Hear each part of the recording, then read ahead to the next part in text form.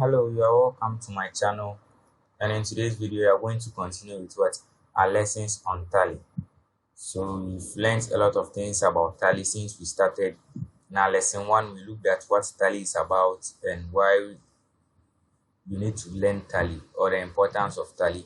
We got to know how we create what companies in tally, how we create ledgers with opening balances, and how we enter what accounting what transactions, how we enter accounting transactions. Then with the transactions, we looked at how we what enter transactions in what the payment voucher, contra voucher, receipt voucher, and we got to know that the contra voucher requires funds transfer between what cash and bank accounts only, and we got to know that the payments voucher what records all bank and cash payments. It records only what cash and bank payments, and we got to know that the receipt voucher records what cash and bank receipt. And today's video we are going to continue with what journal voucher. Now journal voucher has a shortcut key to be what F7. So when you go to what accounting vouchers and you press F7, you are going to see what journal voucher. What is the use of journal voucher? Now journal voucher records what all receipts. Journal voucher records adjustments between what ledger accounts. It records adjustment between what ledger accounts. Thus it can involve what two different accounts which are not bank and what cash. Although sometimes it involves what bank and cash, but not necessarily what bank and cash, but other two accounts. So you can have something like bad debt affecting what our debtors. Yes, so you can see this does not involve what cash and what bank, but then two accounts. So when you want to adjust any two accounts, you use what the journal voucher. So its main purpose is for adjusting what two accounts. How do we record transactions? So we go to what take this example. So we got to know that journal voucher is used to what adjust transactions between what two accounts, not necessarily what bank and cash, but then any two types of what or two different ledgers or two different accounts. You can use it to what adjust what their information or data.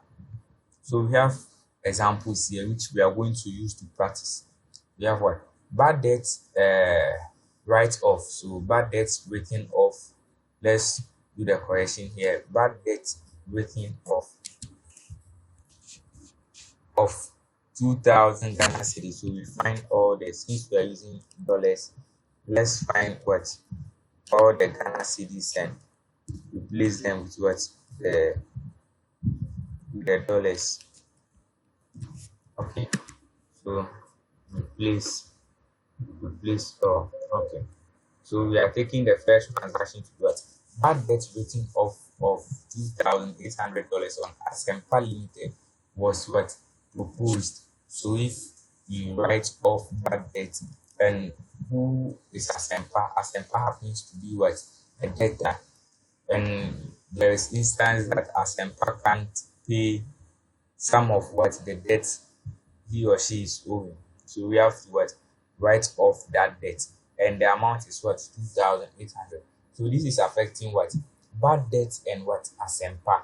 This transaction is affecting what bad debt and Asempa. So when you go to what our tally, you go to gateway of tally, you go to what accounting vouchers. For now we are dealing with what accounting vouchers. So you go to accounting vouchers, then you either press your what F7. You press your F7 to get your what journal, or you press your what, or you come here to select journal. So it's either you press F7, the shortcut key on your keyboard, or you come to the right hand side and select your what your journal. And with this, we don't have what any bank or cash transaction here. So we treat all what transactions equal with the payment and receipt and what the contract. Since it affects bank and cash, we always what bring the bank and cash first before the particulars. We bring them at the top. But since there is no what journal does not what have cash and bank as what its main what objective, we record all transactions under the particulars. Yes, we have other types of tally where even under contra we don't have what a special place for the bank or cash. They are all recorded under what the particulars. So when we are done with lessons on this, we will pick that type and we will do what a video on that. In case you have your tally not to have what a cash specified at the top, the cash or bank specified at the top, how you record those transactions. So with the particulars, the account what which account is receiving the money right now. We have the debit and we have the credit side. So we have debit, credit. So the first account which will receive the money or the account which will debit comes what first. The account we are debiting comes first. So we are going to do our double entry here. This is where the double entry is mostly important with the journal because you are adjusting what two accounts or you are adjusting what more than two accounts. So you need to know your double entry principle very well. Now the account receiving the money comes first or the account you are debiting comes first, and in this case that is bad debt. So bad debt comes first. Record our bad debt expense of how much? 2,800. Then we go ahead to what? Credit. Which account are we crediting? We are crediting Asempa. We are crediting Asempa. So we select credit. We select our credit. We select Asempa. Asempa happens to be what? A debtor. And now that he can't pay, you credit his account. So you have to know your double entry principle. And in case you don't have the account, you go back to Legends and you create that account. You go ahead to do it. Is it on account? Yes. When we're recording Asempa, recorded on what account? Yes, 2,800 to be credited from what Asempa account. Then we go ahead to what do our narration. So bad debt, bad debt, bad debt incurred on Asempa.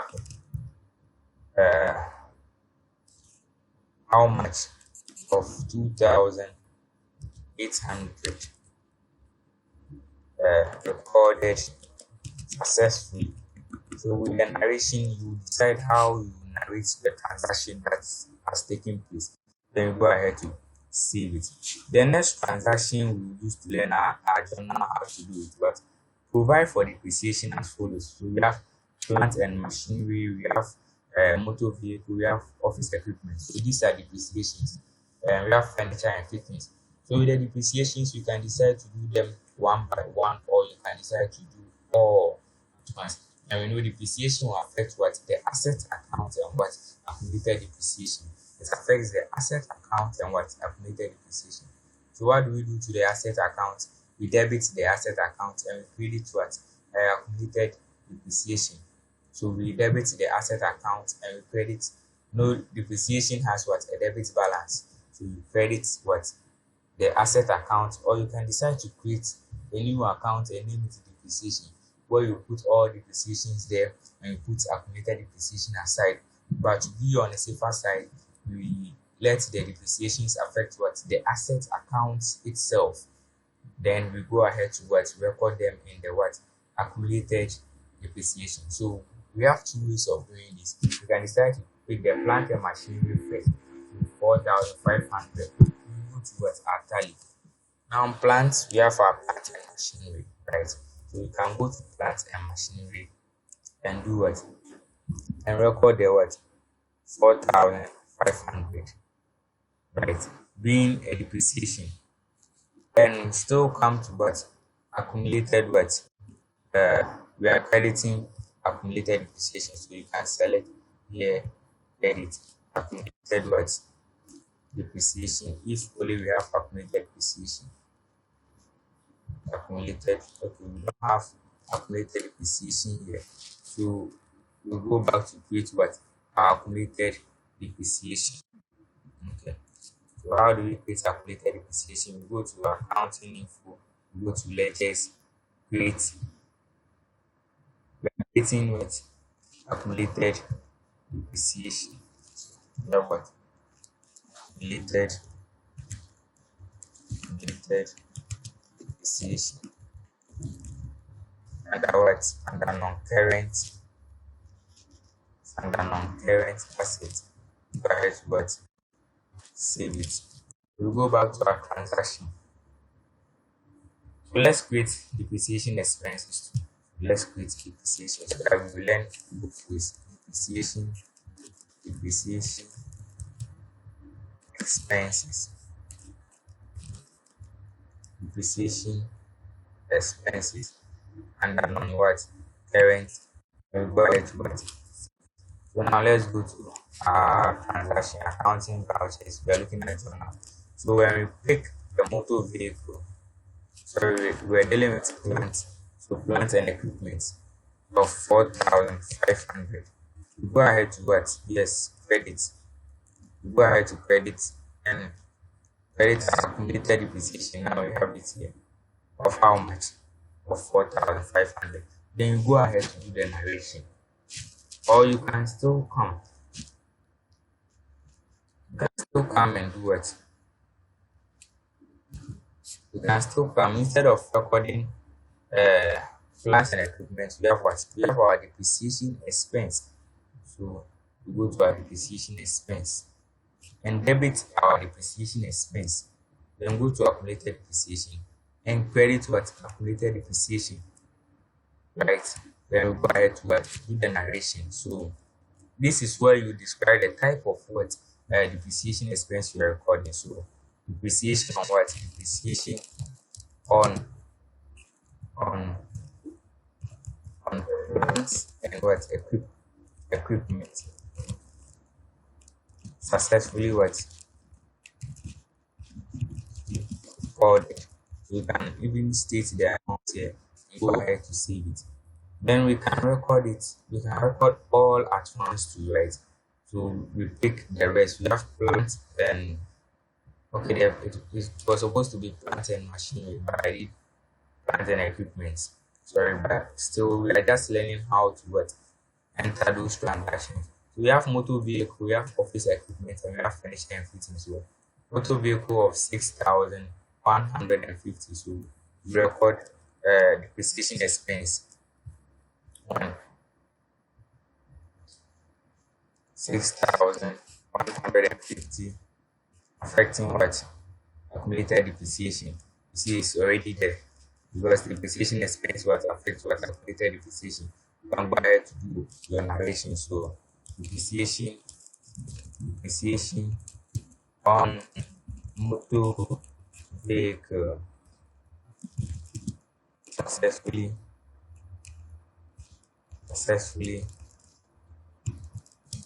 recorded. So these are how we record transactions in the journal. So the journal affects what two accounts. Two we use it by just two accounts. So you just have to know what the type of transaction you are dealing with. You have to know the double entry. The other account your transaction will affect. So what goes on credit. Okay, we've not handled the sales and credit notes and what the purchase and what debit note. So in our next video, we will learn how to edit a transaction. When we are done editing a transaction, we'll come back to what the sales and credit notes and what the purchase and what debit note.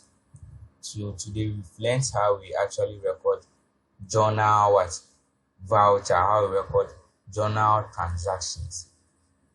And we got to know that journal transactions are used to adjust what two separate accounts.